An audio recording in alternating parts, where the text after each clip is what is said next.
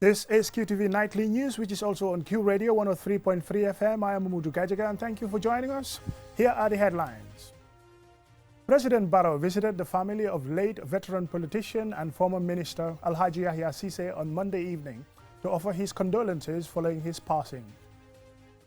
Following a courtesy call on President Barrow on Tuesday, officials of the National Health Insurance Authority revealed that over $70 million have been paid to health facilities across the country since the rollout of the scheme. The National Hajj Commission of the Gambia on Sunday convened a meeting bringing together intending pilgrims, Hajj operators and guides from across travel agencies for a comprehensive sensitization of the 2026 Hajj in Saudi Arabia. The First Lady of the Gambia, Fatoumata Barrow, on Tuesday revealed the 40 schoolgirls from across the country who have received full scholarship under the Education Linda program. Taxi drivers in the Caniving municipality say they are being pushed to the edge as rising fuel prices eat into their daily earnings. Those were the headlines, now the news in detail.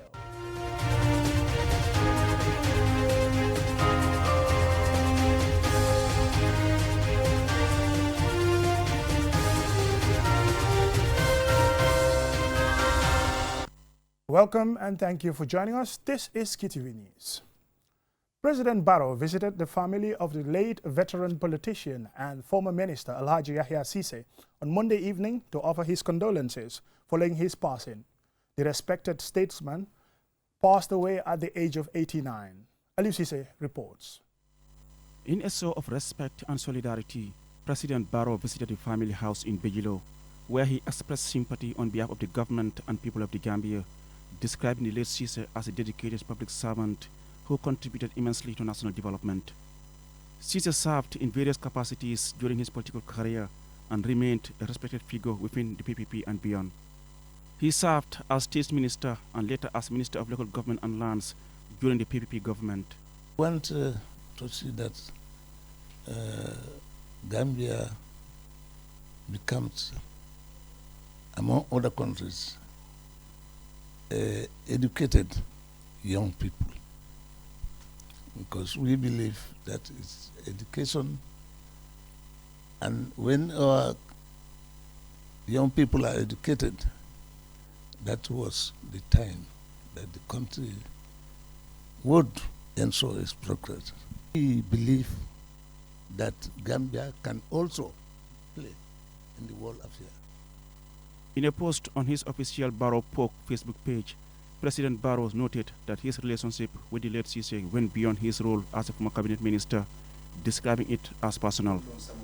He remembered him as a man known for his generosity and consistent support to those in need.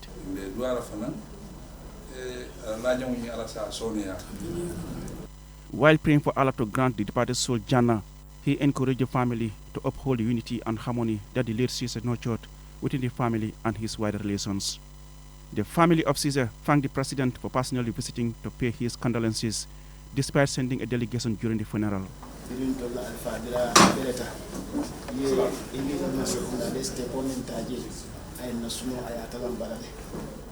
After the 1994 military takeover, Ceesay remained loyal to the PPP party during a period of uncertainty, helping to preserve the party's identity and values. He later became the national president of the PPP, a position he held from 2001 to 2018. In a statement issued on May 2nd, the People's Progressive Party announced his passing with deep sorrow, hailing him as a true statesman, a patriot, and one of the party's most loyal pillars. Reporting for QTV News, I am Ceesay.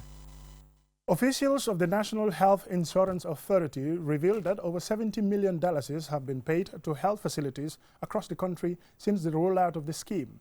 They made the disclosure following a courtesy call on President Barrow on Tuesday. Anjumana Esonyasi has the details. Speaking to journalists after the closed-door meeting, Baima Sen, the Chief Executive Officer of the National Health Insurance Authority, says the program is gaining public trust and expanding steadily across the country. He revealed that over $70 million have been disbursed directly to more than 70 participating health facilities nationwide currently covered under the scheme.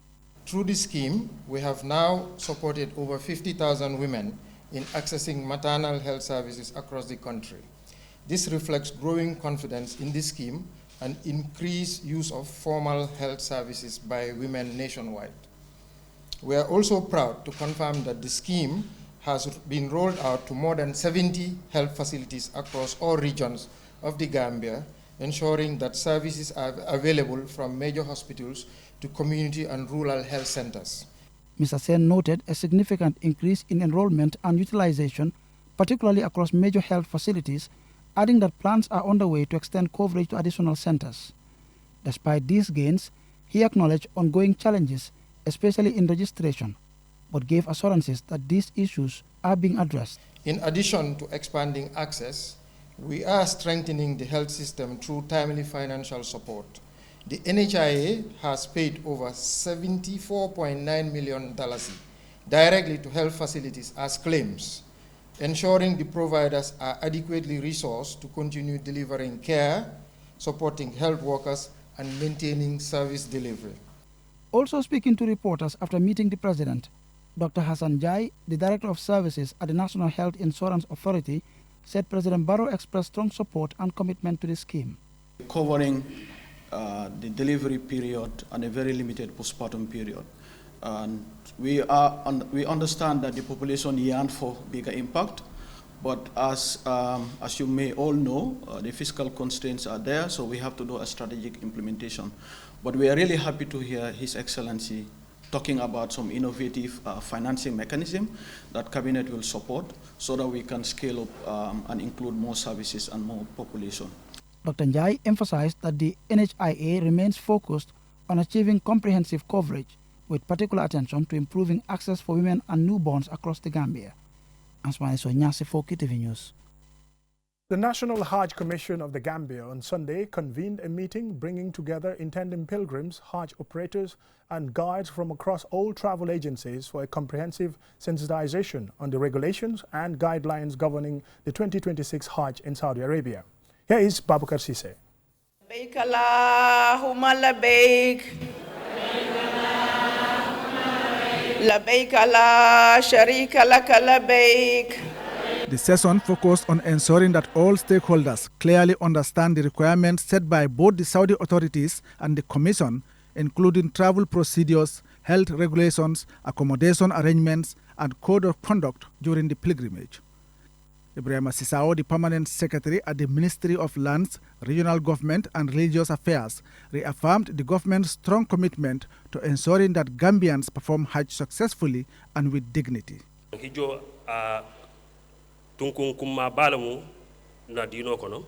Hajj is a very important pillar of our religion, but it is not an easy one. We are here today to prepare for Hajj, and a lot of groundwork has already been done to make things easier for you. The Hajj Commission, the government, and the operators have worked together to ensure you have proper accommodation, transportation, and feeding arrangements. That is why the government issues licenses to approve operators. Sheikh Ibrahim Jaju, the chairman of the National Hajj Commission, urged intending pilgrims to conduct themselves with discipline, humility, and strong sense of responsibility throughout the Hajj. It is a unique environment where we are all strangers. We leave our countries and meet one another on planes, in vehicles, and in hotels. Each of us bringing different attitudes and expectations. You should not expect the same level of comfort in Mecca as you have at home. Be prepared for challenges because you are there for a higher purpose, and the journey is not always easy. Let us work together in unity. We are here to serve you with dedication.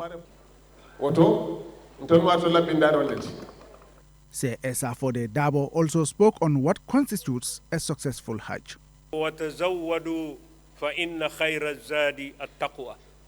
The first thing about Hajj is to have the fear of Allah. Go on this pilgrimage purely for His sake, so that your sins may be forgiven. Remember that you are following the footsteps of the Prophet, his companions, and those who came before you. The Prophet said that the reward of an accepted Hajj is Jannah. The Commission also recognized several stakeholders who have consistently supported its work in facilitating pilgrims during the Hajj preparation process, noting that their contributions have helped to ease operations and improve coordination. Among those acknowledged were Aji Bank, the Q Group, and the Gambia Immigration Department, alongside other partners. Banjul Travel Agency received a certificate of outstanding compliance for the 2026 Hajj season. Babakar Ceesay, QTV News.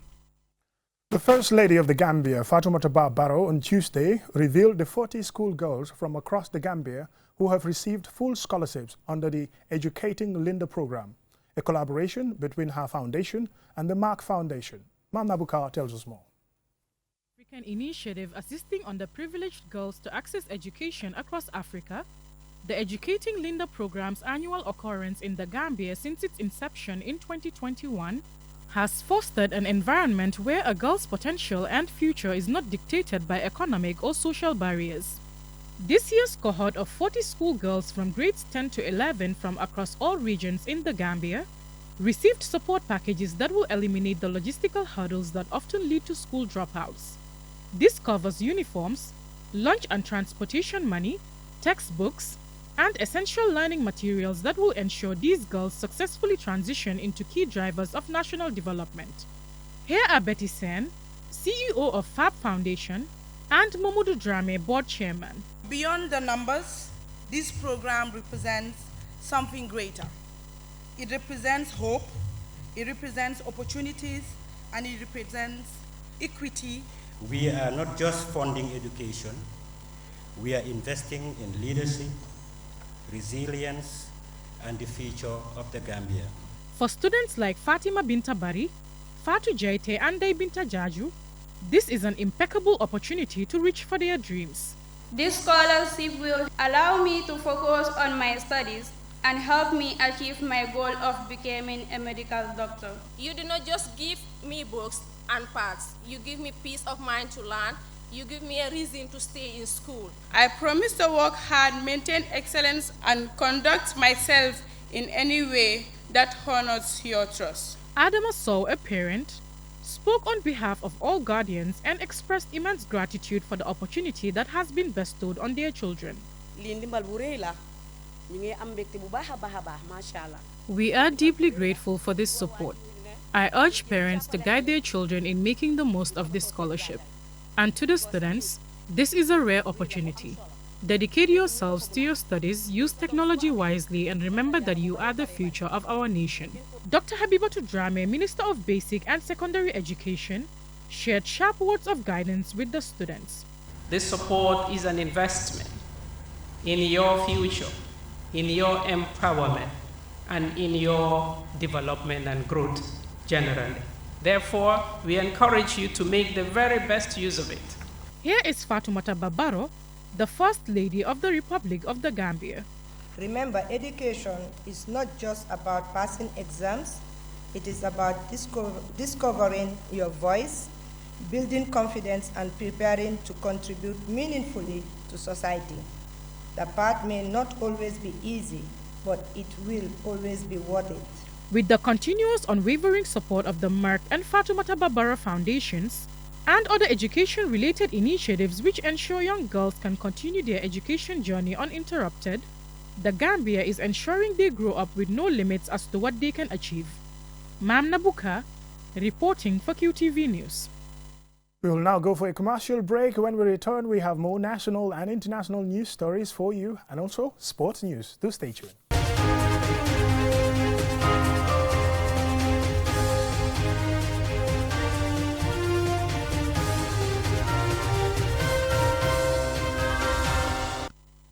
Welcome back, and this is QTV News. I am Umudu Gajaga. Taxi drivers in the Kanifing municipality say they are being pushed to the edge as rising fuel prices eat into their daily earnings. They blame global market shocks linked to Middle East tensions now being felt on the streets of the country. Here is Usman Jatta. Fuel prices are climbing fast. In just a month, petrol has jumped from $98 to $112 per litre, while diesel now retails at $120 per litre, placing heavy pressure on transport operators. For many taxi drivers, the impact is immediate and unforgiving. Fafa Damfa, who drives between Karaba Avenue and Carnifing Estate, says every trip now feels like a loss. $120. Fuel is now around $120 per liter. We burn about 20 liters a day. That's over $2,000. In the morning, we carry patients and students, but coming back, there are no passengers. After buying fuel and paying the car owner, nothing is left. Every day you lag at 20 liters. Across the municipality, similar stories are unfolding. Alhaji Barry says survival is becoming uncertain.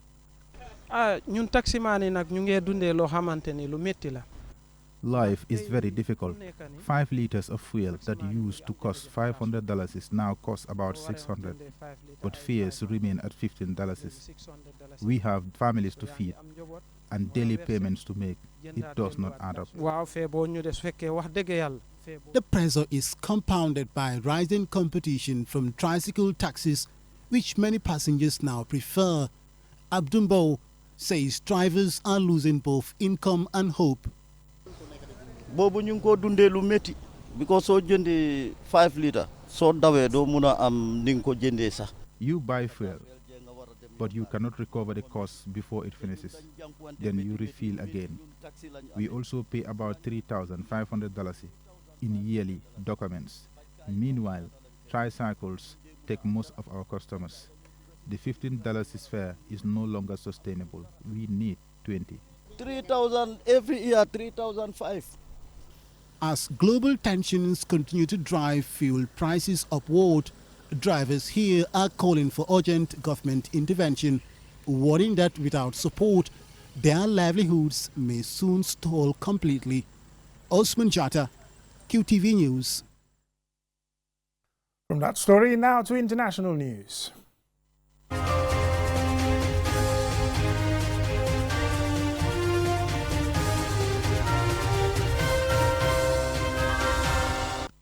South Africa's controversial anti-immigrant movement, Operation Dudula, has continued to draw attention in 2026 as it intensifies calls for the mass deportation of undocumented migrants amid rising unemployment and growing public frustration over economic hardship. Jacqueline Coley tells us more. Formed in 2021, the group supports claims that undocumented migrants are responsible for South Africa's high unemployment, rising crime and pressure on public services. Operation Dudula is a vocal anti-immigration movement known for aggressive tactics critics say resemble vigilantism. The group regularly targets hospitals, clinics and schools in Gauteng and KwaZulu-Natal, where members reportedly demand ID from foreigners seeking access, a role legally reserved for law enforcement. Some of South Africa's notable figures, including Julius Malema, have condemned the xenophobic attack on African migrants. Malema said the script of apartheid is being repeated. Why are you turning your back on what is the true reflection of who we are to want to entertain sponsored contemporary politics that seeks to distract you from why you are unemployed? They are moving you away. Apartheid did the same. It made the ANC to fight with the IFP so that they are distracted from fighting for the liberation of South Africa. The script is the same. The writers of the script are the same people. Why are you not learning from your history? Malema made an even stronger condemnation of the attacks, notably at the May Day rally gathering in South Africa. After you marched and say you don't want Zimbabweans, you don't want Nigerians, you don't want Ghanaians, you close shops, you march. Why are you not coming back to tell us the following day that after that march, we expelled 10 Zimbabweans, and out of those 10 Zimbabweans, we're able to give 10 South Africans jobs? You want proper jobs? You want a job with a pay slip, with an appointment letter, with pension, with medical aid, and you deserve it. But why are we fighting each other? It is the same people who made us fight each other during apartheid, black on black violence. South Africa country hosts about 2.4 million migrants, nearly 4% of its population, mainly from Zimbabwe, Mozambique and Lesotho, who historically labor in mining, agriculture and domestic work. South Africa's President Cyril Ramaphosa has said they will crack down on vigilantism and that any convicted can expect to face the full force of the law. While supporters of the vigilante movement claim it protects South Africa's rights, critics warn it threatens constitutional values and risks worsening xenophobic violence amid social and economic inequalities. Reporting for QTV News, I am Jacqueline Collie. Coming up next, A Sports News. Spider Zone FC defeated defending champions Fourniside FC with virtually the last kick of the game to claim the QCell-sponsored Jabang League Final trophy on Sunday, played at the Jabang football field. Pakaba Suso has more.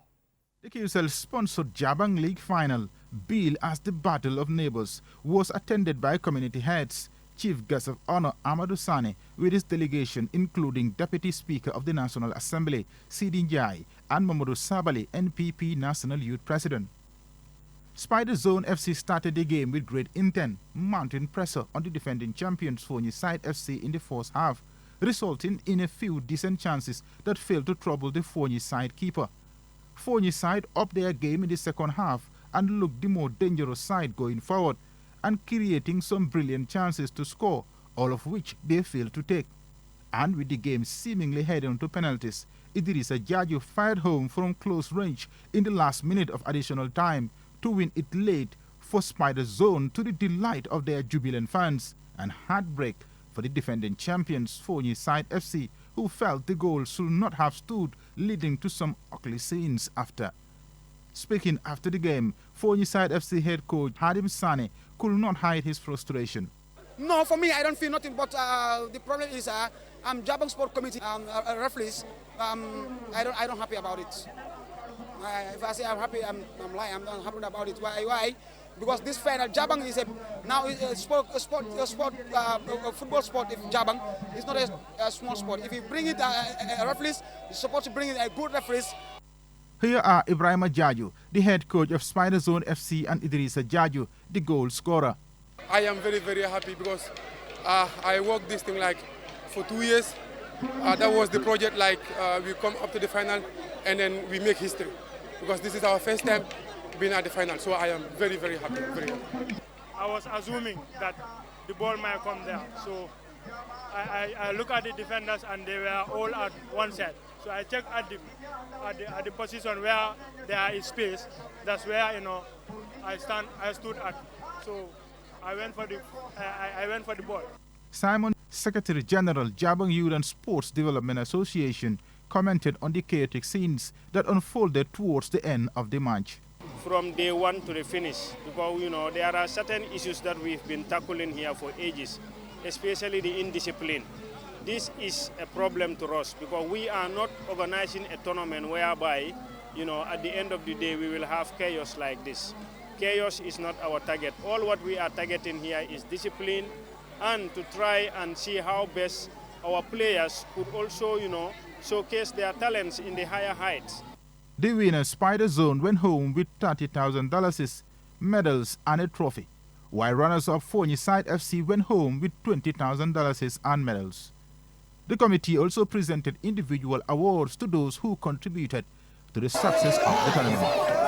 Pakaba Suso, QTV News. That's it for QTV News tonight. Thank you very much for watching. Join us tomorrow for more news and have a pleasant night. Bye.